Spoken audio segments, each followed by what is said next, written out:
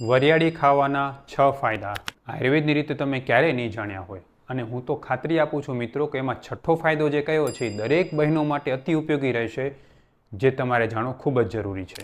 મિત્રો, મોટે ભાગે આપણે એવું માનતા હોઈએ છીએ કે વરિયાળી છે એ ખાલી મોઢાને સાફ રાખે છે એટલે મુખવાસ તરીકેનો ઉપયોગ કરવો જોઈએ, પણ વરિયાળી એક ગજબનું ઔષધ છે જેના વિશે આપણે ખૂબ સરસ માહિતી આજના વિડીયોમાં જોશું. ગદનિગ્રહ નામના આયુર્વેદના ગ્રંથમાં સ્પષ્ટ લખ્યું છે કે વરિયાળી જે છે એ તમારા ત્વચાને, તમારા ચહેરાને, તમારા પેટને અને તમારા હોર્મોન્સને બેલેન્સ કરવા માટે, સ્વસ્થ રાખવા માટે ખૂબ જ ઉપયોગી છે. એના વિશે આજે આપણે એક સુંદર માહિતીનો વિડીયો જોવા જઈ રહ્યા છીએ. મિત્રો, વિડીયો શરૂ કરું એ પહેલાં એક નાનકડી વિનંતી છે. જો તમે કોઈપણ રોગથી પરેશાન હો અને વિચારતા હો કે આયુર્વેદથી સાજા થઈ શકાશે કે નહીં થઈ શકાય, મને આયુર્વેદ દવા લાગુ પડશે કે નહીં પડે, તો એકવાર અમારી આ ચેનલના વિડીયો કે અમારા ફેસબુક અને ઇન્સ્ટાગ્રામ પેજના વિડીયો જરૂર જુઓ. તમને હજારો દર્દીના એવા સાચા અનુભવ મળશે કે જેમણે આયુર્વેદથી સારું આરોગ્ય મેળવ્યું છે.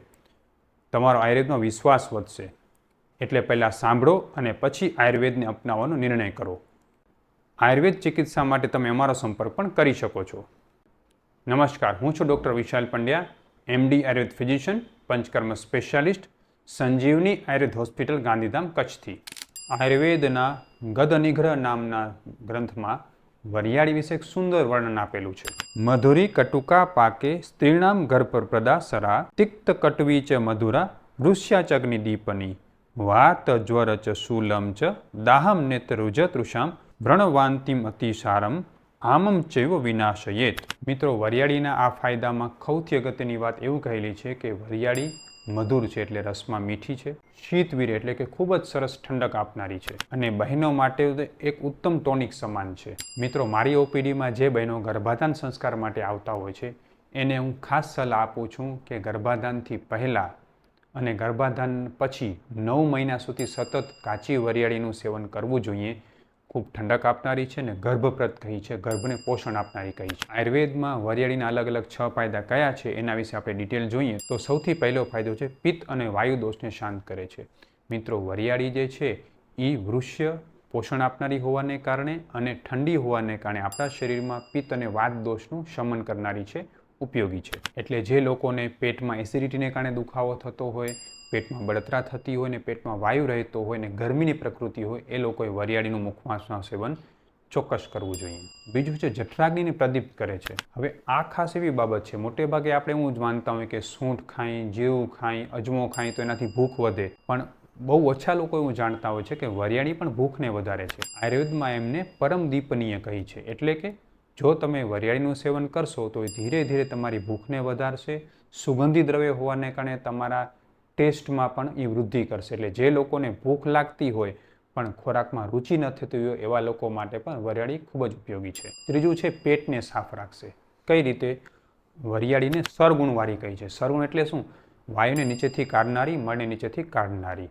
એટલે વરિયાળીને ઘણા બધા ઔષધિમાં પણ ઉપયોગ કરવામાં આવે છે. જેમ કે તમે ઘણા લોકો સ્વાદિષ્ટ વિરેચન લેતા હશો તો એમાં મીંડિયાવળની સાથે વરિયાળી કહી છે. વરિયાળી એવી છે કે પેટમાં ચૂંક ના અપાવે, પેટ સાફ કરાવડાવે અને સાથે સાથે આંતરડાને પણ પોષણ આપે, કારણ કે સ્નિગ્ધ ગુણવાળી છે. એટલે વરિયાળી પેટ સાફ માટે ઉપયોગી હોવાને કારણે મુખવાસમાં જે લોકોને કબજિયાત રહેતી હોય એ લોકોએ વરિયાળીનો ઉપયોગ તો ખાસ કરવો જોઈએ. ચોથું છે બાળકોના કૃમિ દોષને સાફ કરે છે. જે બાળકોને પેટમાં કૃમિ રહેતા હોય એ લોકો માટે વરિયાળી તો ટેસ્ટી પણ છે અને ઉપયોગી પણ છે. એટલે બાળકોને કૃમિ માટે વરિયાળી ચોક્કસ આપવી જોઈએ. પાંચમું છે ઝાડા ઉલટી માટે ઉપયોગી છે.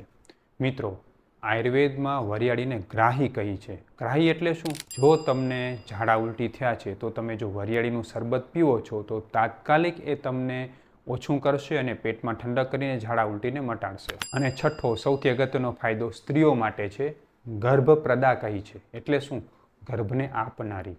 મિત્રો, આજકાલ ઇન્ફર્ટિલિટીના કેસીસ ખૂબ જ વધતા જાય છે. એમાંથી ઘણા બધા કેસીસમાં એવું હોય છે કે પેટમાં ગરમી રહેતી હોય છે. કોઠાની ગરમીને કારણે ગર્ભાધાન ન થતું હોય એવા લેડીઝ માટે વરિયાળી અમૃત સમાન છે અને ઘરગથ્થુ ઉપચાર તરીકે એને રોજ સેવન કરી શકાય એવી છે. એટલે બહેનો માટે જેને કોઠામાં રતવા હોય, પેટમાં ગરમી રહેતી હોય, માસિક વધારે આવતું હોય, હોર્મોન ડિસ્ટર્બ રહેતા હોય, ગુસ્સો વધારે આવતો હોય, પેટમાં પિત્ત અતિશય રહેતું હોય, એવા બધા જ બહેનો માટે વરિયાળીનું સેવન ખૂબ ખૂબ ઉપયોગી છે. હવે મિત્રો ખાસ અગત્યની વાત, વરિયાળીના બધા ફાયદા આપણે કઈ રીતે થશે? તો જો તમે વરિયાળીને કાચી ખાશો તો જ આ ફાયદા થશે. ઘણા લોકો વરિયાળીને શેકે છે, એમાં મીઠું નાખીને ખાય છે.